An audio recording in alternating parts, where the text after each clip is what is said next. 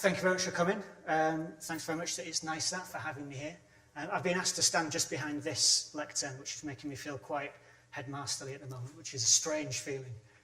I'll try not to wander over there too much. So I always like to start these things with a quick show of hands. Who here knows what Stack is? Excellent. Who here subscribes to Stack? Even better. All right. Okay, this is good. You'll see there's a discount code that comes at the end of this. You may feel you want to use it. Okay, so I run Stack, which is a magazine subscription service. So the idea is that every month I send out a different independent magazine. You never know what's coming next, but you do know that it's going to be a beautiful, intelligent magazine that you probably wouldn't have seen before. So, I mean, you can just like sort of take a look at the pilot. I took this picture yesterday. So I've been meaning to update this picture for so long. But so you can see that kind of, I mean, I'm sure lots of people recognize iMagazine at the top. There's Dumbo Feather from Australia. There's Interns made up in Manchester. Rap Magazine, it's in Oxford, Little White Lies. So that basically, month by month, you could get something that's about film, something that's about music, something that's about art and design. And people always say to me, like, oh, okay, great, so is this kind of like curated around my tastes somehow? And it's absolutely not, because as I sort of like, I'll go on to explain later, Stack doesn't really care what you're interested in. Stack just cares about the best. I just want to pick the best magazines and send them out to you.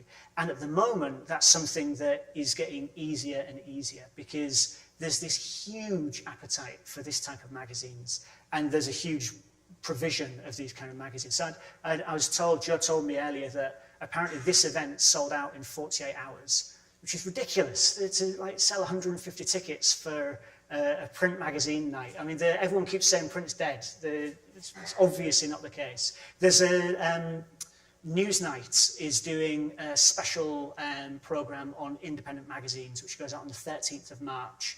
So put that in your diary. So this is just this evidence that there's more and more enthusiasm for these magazines. More and more people are getting interested in these magazines, and yet there's actually still a ton of problems associated with them. So we'll go through, we've got some good news and some bad news. So the good news is this. So this is a picture of Do You Read Me in Berlin. And as you can see, it's absolutely floor to ceiling, wall to wall, beautiful independent magazines. Every single one of these magazines has been made by somebody who has a burning desire to get their words and ideas and thoughts onto a page and out into the world. And that's something that I find incredibly exciting. This is something that, so I'm sure you all know of Jeremy Leslie from Mag Culture. In his book that he published last year, he talked about this as being a second golden age for magazine publishing. And so basically, if the first golden age came in sort of like, the 50s and 60s with essentially madmen, this bunch of guys who figured out this new thing called advertising, and they needed somewhere to put their adverts. And so this whole, kind of classic age of print magazines grew up to basically carry these adverts.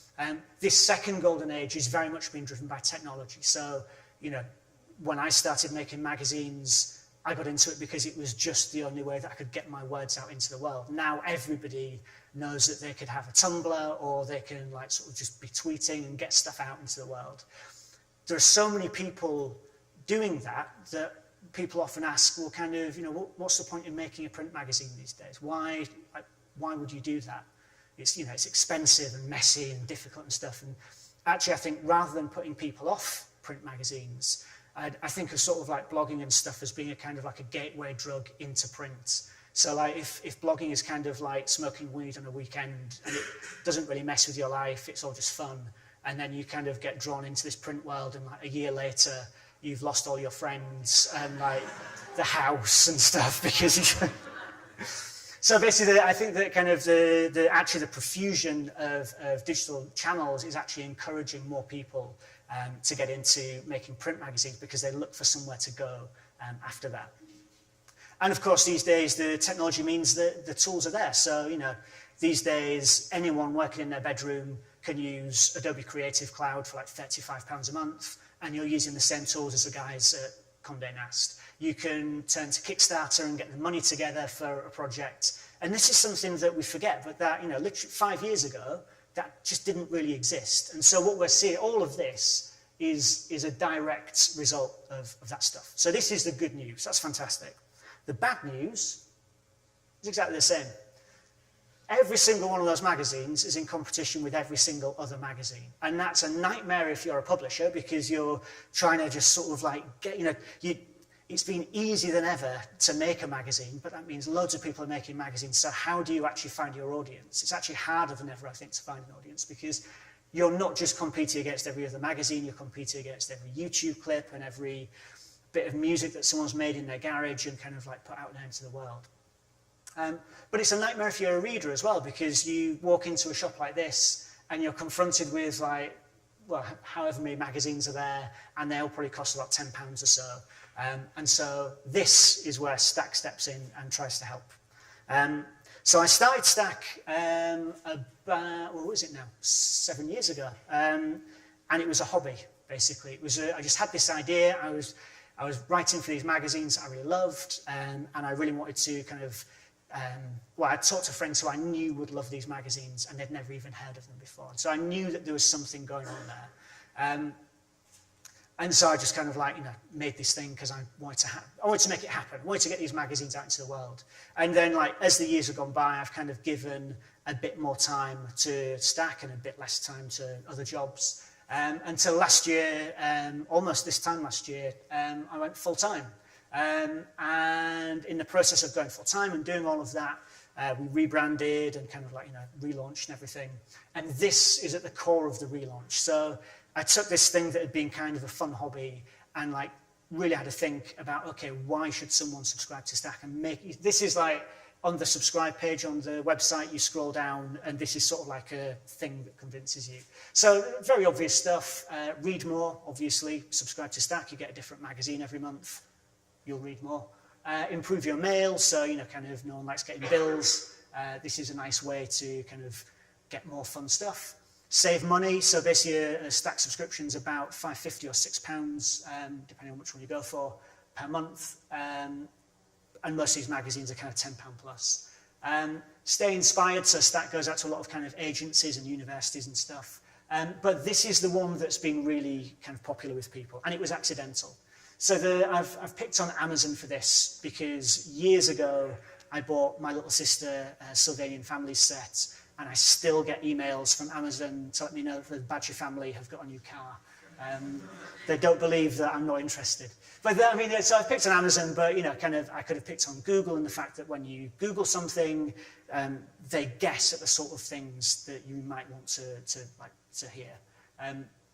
I could have picked on social media. So if I look at my Instagram feed, you would think that everyone in the world is making independent magazines because that's what I sort of go for in my social media. And so I've kind of narrowed my horizons. So we live in this digital world, and there's a kind of illusion that everything is at our fingertips. Our horizons have never been broader. When actually what really happens is our horizons get narrowed. And so Stack exists to throw these things out into the world. Magazines have always been a fantastic way of discovering new stuff. People talk about the kind of the spontaneity of magazines and discovering something new with them. Stack kind of gives that a boost by sending you magazines that you might not otherwise have picked up. At the same time that I did all the rebranding, I had a good think about kind of the way that we present Stack and realised that I spend my entire life coming and talking at things like this and blogging and making videos and doing all sorts of stuff, convincing people to subscribe to Stack. You should subscribe to Stack, it's great, you really like it. And then the first thing they get when they subscribe is just this like nasty piece of paper kind of saying, yeah, you've subscribed to Stack. Your subscriber number is this. So we overhauled all of that. You now get your little letter on a nice piece of letter-headed paper. It comes in a nice branded envelope. You get a nice little welcome card, which I stole from It's Nice That founder Will Hudson, because he came and did a talk that I put on, and he said that they do cards that go out with the annual. I was like, I'll have that. You get a sticker, which I stole from Will Hudson, which he stole from Apple. Because, if Apple and It's Nice That, two of the biggest companies in the world, send you a free sticker when you buy something, that's got to be a good idea, right? So it's all about kind of making people feel that they're getting a nice experience. It's more than the magazines. And we do fun stuff like this. So basically, I noticed that when I send magazines out every month, people kind of like tweet and Instagram pictures of themselves with their magazines. And so I started incentivizing it. Every month I publish like my favorite 5, and the winner gets a stacked t-shirt. The winner this time was this one, because so Sidetracked is like an adventure travel magazine.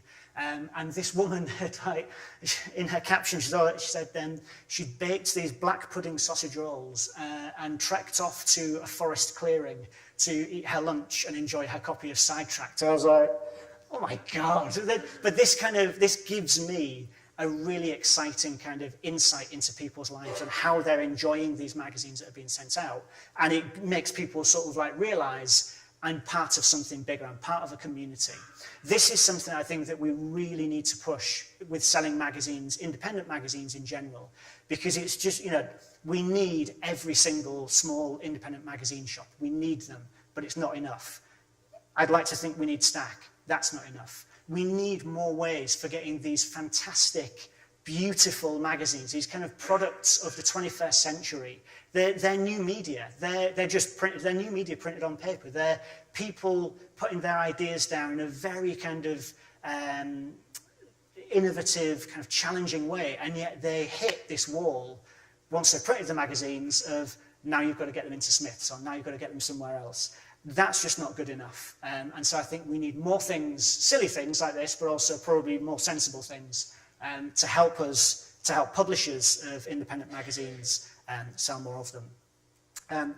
This is something where I didn't package the fonts, so it doesn't normally look like this, but this is me on Twitter and Instagram. Please follow me, that'd be nice. And this is the discount code that I mentioned earlier.